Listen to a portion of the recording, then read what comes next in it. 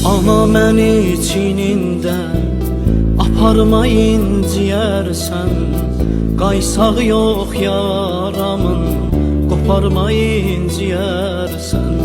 Şəhid oldum sevingül, üzün ağ olsun ana. Mən cənnətə gedirəm, vətən sağ olsun ana. Mən cənnətə gedirəm, vətən sağ olsun ana. Ana məni çinində aparmayın ciyərsən, qaysaq yox yaramın, qoparmayın ciyərsən. Şəhid oldum sevingül, üzün ağ olsun ana.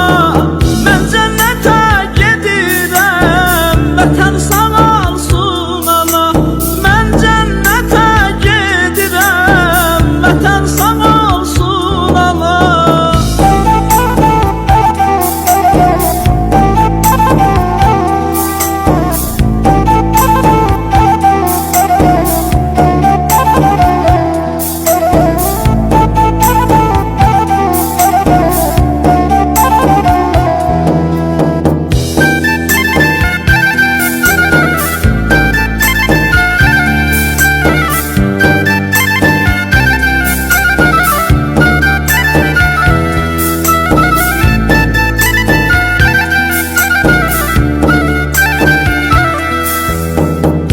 Sizlərə əmanət üç övlad saxlamışam, onlara da bir miras şərəfat saxlamışam.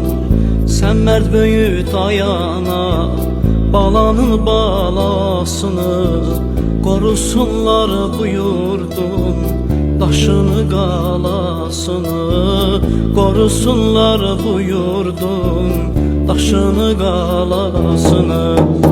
Ana məni çinində aparmayın ciyərsən, qaysaq yox yaramın, qoparmayın ciyərsən. Şəhid